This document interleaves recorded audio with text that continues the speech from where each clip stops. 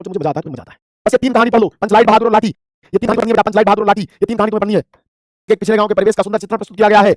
महतो टोली में अशिक्षित लोग हैं, उन्होंने रामनवमी के मेले से पेट्रोमैक्स खरीदा है, जिसे पंचलाइट कहते हैं। पंचलाइट को सीधे साधे लोग सम्मान की चीज समझते हैं। पंचलाइट को देखने के लिए टोली के सभी बालक, औरतें और मर्द इकट्ठा हो जाते हैं। सरदार अपनी पत्नी को आदेश देता है कि शुभ कार्य को करने से पहले वह पूजा पाठ का प्रबंध कर ले। सभी उत्साहित हैं, परंतु समस्या उठती है कि पंचलाइट जलाएगा कौन। सीधे साधे लोग पेट्रोमैक्स बुलाना भी नहीं जानते। इस टोली में गोधन नाम का एक युवक है और गोधन भैया मुन्नी भौजी से प्यार करते हैं। ठीक है, वह गांव की मुन्नी नामक एक युवती से प्रेम करता है। मुन्नी की मां ने पंचों से गोधन की शिकायत की थी कि वह उसके घर के सामने से सिनेमा का गाना गाता है। चलो एक बार फिर से हम लोग हर्ट स्पैम करेंगे, गोधन भैया और मुन्नी भौजी के नाम, गोधन भैया और मुन्नी भौजी के नाम। इस कारण पंचों ने उसे बिरादरी से निकाल रखा है। मुन्नी को पता है कि गोधन पंचलाइट जला सकता है, वह चतुराई से यह बात पंचों तक पहुंचा देती है। पंच गोधन को अपना बिरादरी में ले लेते हैं, वह पंचलाइट को जला देता है। मुन्नी की मां गुड्डी काकी प्रसन्न होकर गोधन को शाम के भोजन का निमंत्रण देती है। पंच भी उत्साहित होकर गोधन को कह देते हैं, तुम्हारा 7 गुण माफ, खूब गाओ सलीमा का गाना। पंचलाइट की रोशनी में लोग भजन कीर्तन करते रहते हैं, दाऊद सो मनाते हैं। नेक्स्ट क्वेश्चन, पंचलाइट कहानी का उद्देश्य। फणीश्वरनाथ रेणु हिंदी साहित्य जगत के सुप्रसिद्ध कथाकार हैं। ग्रामीण अंचलों से उनका निकट का परिचय है। बिहार के अंचलों के सजीव चित्र उनकी कथाओं के अलंकार हैं। पंचलाइट भी बिहार के परिवेश की कहानी है। कहानीकार ने ग्रामीण अंचलों का वास्तविक चित्र खींचा है। आवश्यकता किस प्रकार बड़े से बड़े संस्कार और निषेध को अनावश्यक सिद्ध कर देती है। इसी केंद्रीय भाव के आधार पर कहानी के माध्यम से एक महत्वपूर्ण उद्देश्य को स्पष्ट किया गया है। गोधन द्वारा पेट्रोमैक्स को जलाना।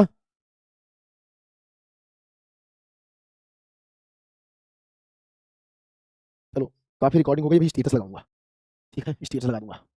इसी केंद्रीय भाव के आधार पर कहानी के माध्यम से एक महत्वपूर्ण उद्देश्य को स्पष्ट किया गया है। गोधन द्वारा पेट्रोमैक्स जला देने पर सबकी उसकी गलतियां माफ कर दी जाती हैं, उस पर लगे सारे प्रतिबंध हटा दिए जाते हैं तथा उसे मनचाहे आचरण की छूट दे दी जाती है। ग्रामवासी जाति के आधार पर अनेक टोलियों में बढ़ जाते हैं, वे आपस में ईर्ष्या द्वेष के भावों से भरे रहते हैं। इसका बड़ा सजीव चित्रण कहानी में प्रस्तुत किया गया है। कहानी ने यह स्पष्ट किया है कि इस आधुनिक युग में भी अभी भी कुछ गांव और जातियां पिछड़ी हुई हैं। कुछ और गांव और जातियां कैसी हैं बेटा, पिछड़ी हुई हैं और गलत तरीके से उनके ऊपर अन्याय हो रहा है। मेरे इंस्टाग्राम पर 18,000 फॉलोअर हो गए, 20,000 कर दो, जाओ सभी लोग फॉलो कर लो, इस पर 20,000 पहुंचा दो। हम यही करेंगे आजकल, पढ़ाई वढ़ाई तो होती रहेगी, ठीक है। ऋषि सर विद्या को फॉलो कर लेना।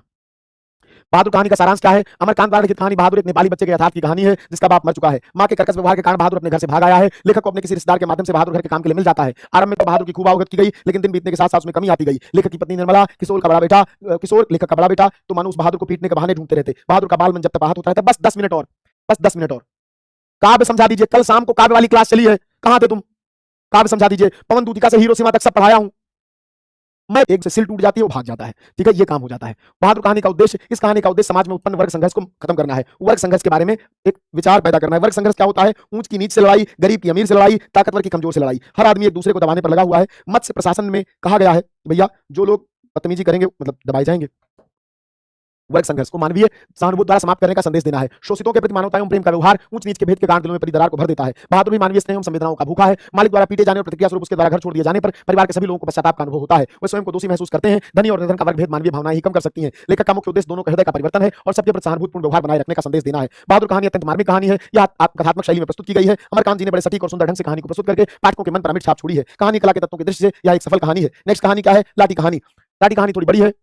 कथानायक कप्तान जोशी अपनी पत्नी बानो से अत्यधिक प्रेम करता है। विवाह के तीसरे दिन कप्तान को युद्ध हेतु बसरा जाना पड़ता है। तब बानो सिर्फ 16 वर्ष की थी। अपने पति की अनुपस्थिति में बानो ने 7-7 तंदों के ताने सुने, भतीजों के कपड़े धोए, ससुर के हौज बुने, पहाड़ से नुकीली छतों पर 5-5 शेर, उड़द पीस कर बढ़िया बनाई आदि। उसे मानसिक प्रताड़ना भी दी गई कि उसका पति जापानियों द्वारा कैद कर लिया गया है, कभी लौट कर नहीं आएगा। इन सब कारणों से निरंतर घुलती रही बानो। क्षय रोग से पीड़ित हो गई, टीबी हो गया, उसको ट्यूबरकुलोस हो गया। कप्तान अपनी पत्नी बानो से अधिक प्रेम करता है। जब 2 वर्ष बाद घर लौटता है तो उसे पता चलता है घर वालों ने बानो को क्षय रोग होने पर सेनेटोरियम अस्पताल भेज दिया है। वह दूसरे दिन वहां पहुंच गया। उसे देखकर बानो के बहते आंसुओं की धारा ने 2 साल के सारे उड़ाने सुना दिए। सेनेटोरियम के डॉक्टर द्वारा बानो की मौत नजदीक आने की स्थिति में कमरा खाली करने का नोटिस दे दिया गया। कप्तान ने भूमिका बनाते हुए बानो से कहा कि अभी मन नहीं लगता, कल किसी और जगह चलेंगे। वह दिन रात बिना कोई परहेज एवं सावधानी किए अपनी पत्नी की सेवा में लगा रहता है।